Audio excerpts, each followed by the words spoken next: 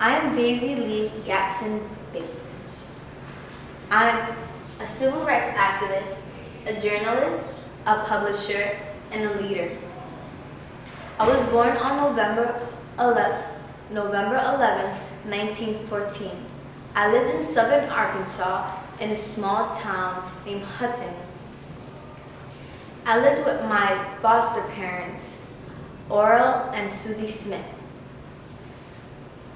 I believe that those were my birth parents for many years.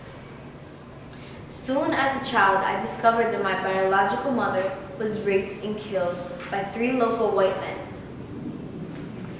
I was with rage. My father's last breaths were to me, and this is what he said.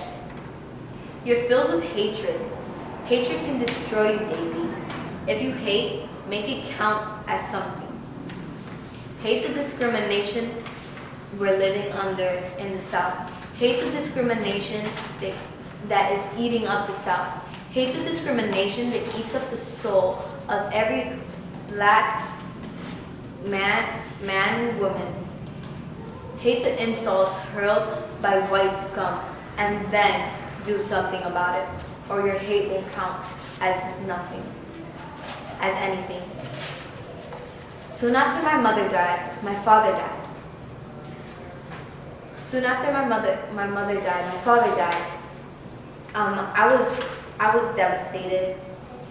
After that, I fell into the loving hands and care of Lucas Christopher Bates. At the age of 15, I started dating Elsie Bates.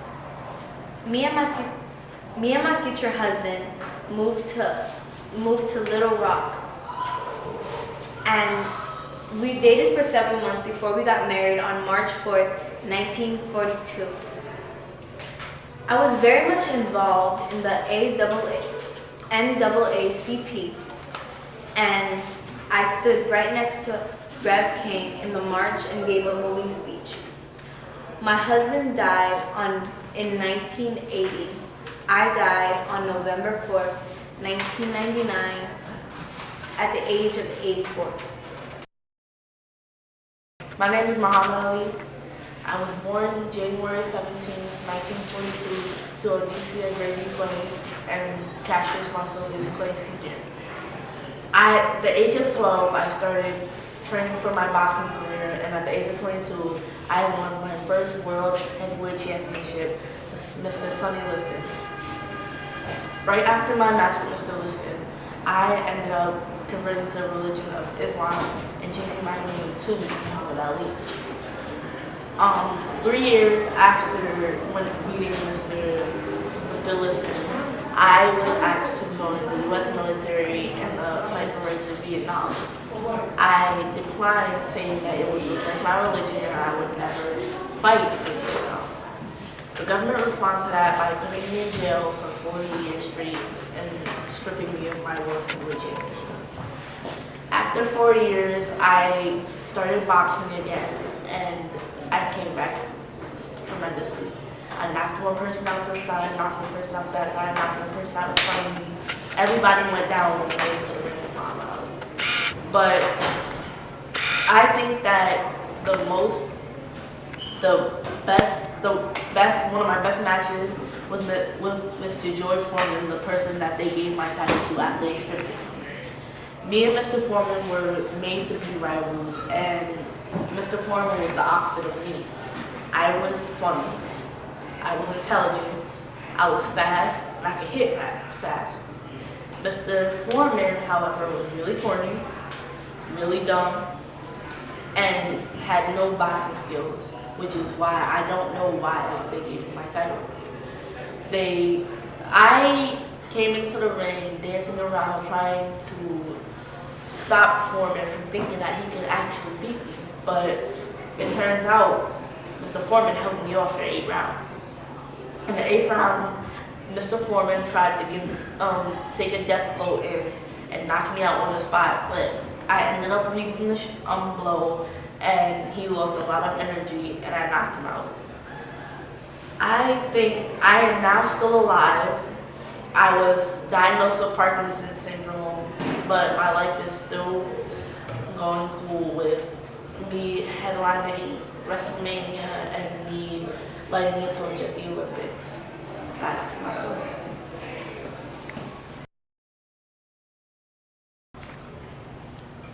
Hi, my name is Ruby Bridges, daughter of Avon and Lucille, born September 8, 1954. I remember as far back as to when I was only in kindergarten, when my school were taking a test to see who can integrate. Integrate to me means better opportunities. Integrate to me means better education. The word integrate to me means equality, once and for all. It was 6 of us that got chosen to integrate. 2 didn't integrate because their parents were scared of the big change. Even my father was on the fence about it. I mean, who would want to go through what I went through? 3 went to McBarnwell. I was the only one that went to William Frantz Elementary School. So it was twice as hard as me than it was for them. I remember the first day, when even escorted by 14 marshals and my mother supporting me, I couldn't even make it to class. It was chaos outside and inside. When we were outside, there were mobs everywhere. It was like a huge big mob. There were people spitting, of course, cursing and yelling, and it was chaotic. But when we went inside, people were literally yanking their children out of the schools because they didn't want their children to be with a Negro child. It was devastating for my family because my father, he got fired from his job. And my grandparents who owned their farm for 25 years got kicked off. We couldn't even go to the supermarket that we went to daily, even though the guy was Jewish and was less respected than the whites, and we really respected him. It was stuff like that was devastating. But some good parts about it was the fact that I got the chance to say to my friends, I got the chance to brag to my friends that it was a real private school. After all, I was the only one in the whole entire school. I had the teacher to myself, and my psychologist, Dr. Robert Coles, and his wife, along with Miss Henry, my teacher, were nice. It was stuff like that was good. People called me an activist ever since I was like age 6 when I went to the school. I didn't consider myself an activist because still right now I still fight for people. I still fight for people's rights. Even when I was 6 years old, I was fighting for a right that I had the chance to go to a school and be equal to white people, because blacks and whites, I think, are equal. I am Ruby Bridges, Ruby Neal Bridges, daughter of Avon and Lucille.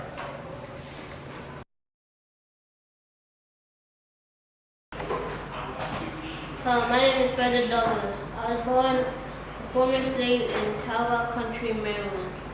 My mother died when I was 10. I was the first black citizen to hold a high U.S. government rank. I was taught the alphabet when I was 12. I earned things for my children.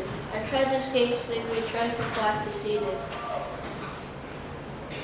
I was chased and beaten by an angry mob, but I was saved by a local Quaker family. I wrote and published my first autobiography. I was one of the most famous black men in the country. I produced some abolitionist newspapers. I became an outspoken supporter of women's rights. I fought for black people a lot. I was appointed to several political positions following World War I. I have 5 children. One of my kids died at the age of 10. I died on February 20th, 1895 by a massive heart attack or stroke.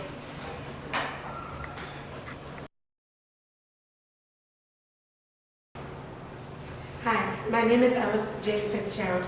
I was born on April 25th, 1917 in Newport News, Virginia. Through my life, I had a great life. As a child, I was inspired by the Snake Hips to be a dancer.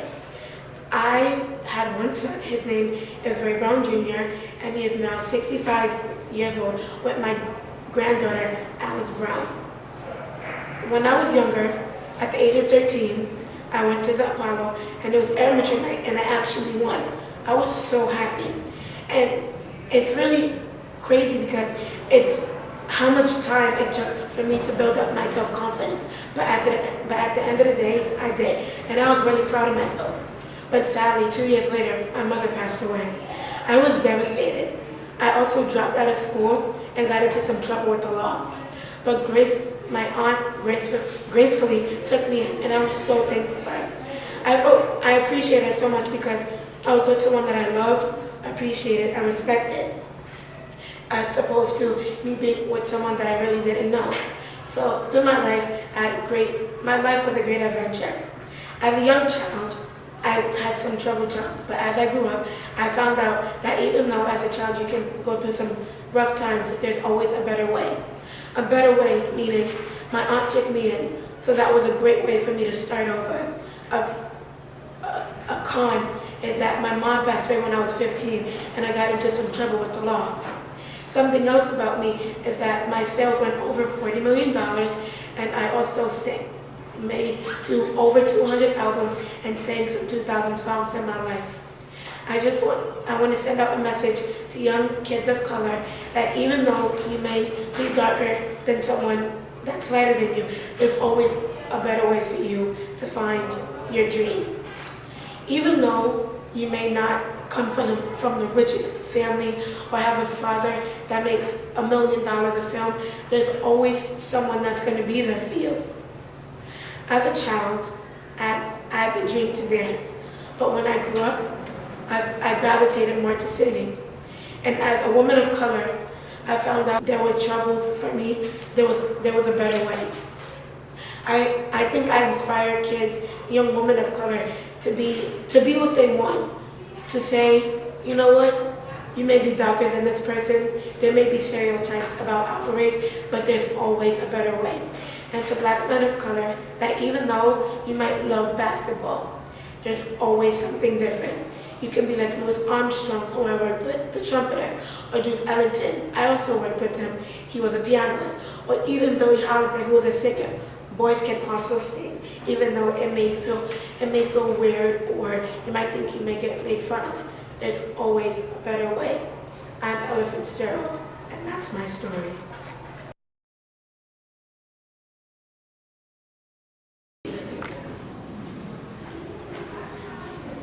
Do you know who I am? Do you know who I am? I'm Tupac Amaru Shakur. What? First, even before I started rapping, when I was real little, when I was a youngin', it was LaShawn Paris Crooks. I changed that name. It was whack. I want to be a rapper. I'm gonna walk around, my name gonna be LaShawn. Nah, get out of here. I changed my name to Tupac, so everybody can know who I am. When I was young, my father wasn't really in my life like that. That really hurt me. But I always had somebody by my side, whatever. My mother was by my side. I had support from all over my family. So I really would like to appreciate my mother. That's why I wrote the songs dedicated to her. That's why I wrote the songs dedicated to everybody in my family that support me through all out my life, even way before I died. Now, it's real important to stay out of trouble because that's gonna get you hurt every day. You walk around, you're gonna feel paranoid. If you're in trouble, you never know what's gonna happen next. I died when I was 25 years old. I got shot up twice. First time, I got lucky. Second time, it was over. Stay out of trouble. That's real important in life. Trouble only gonna lead you to jail or either dead. So it ain't worth it.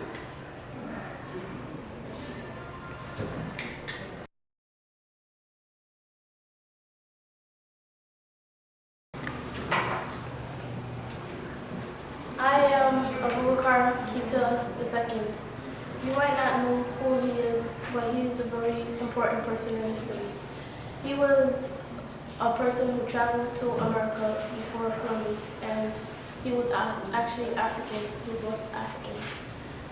As a child, he was really interested in what was beyond the ocean, what was beyond what you could see of the ocean. And he always wanted to find that out. Him and his older brother, Abubakar I. People usually get them confused since they have the same name, but there were two of them. The first, Abubakar I, he was the one who started the first expedition towards America. He sent out 200 ships towards America, but unfortunately those ships didn't make it there. only one of the ships made it back, and the captain of that ship told everybody that when he got to the end, that it was the rest of the ships were swallowed by the ocean. I did not want to believe that. I wanted to go, and I had a feeling there was something there. I was determined to find it.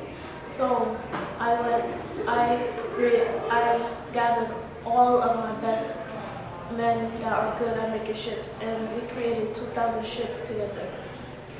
On those 2,000 ships, I put on my best men, I put on my best sailors, I put on my best navigators, I put on my best sorcerers, and I put on my best security. And we all traveled towards America. When we got to America, we actually landed on Haiti. The Native Americans didn't know who or what we were, so they started attacking us. When they found out we were peaceful, because we didn't have any weapons, we didn't know that we were going to get attacked or that there was something to attack us. So when they stopped attacking us, they knew that we were peaceful, and we actually started getting along so much that my people, the West Africans, started mating with the Native Americans.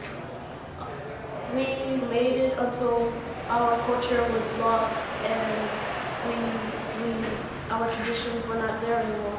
But it was known that we were there because our language was still there. In a lot of old Native American texts, you will see that there are some Mandingo languages in those texts from Africa, and you will see that some places there are named after things from Africa, West Africa. Dr. Ivan Van Sertima was somebody who wanted to prove that African people did not only come to America from slave ships. He wrote a book about African people who came to America by themselves. It's called They Came Before Columbus.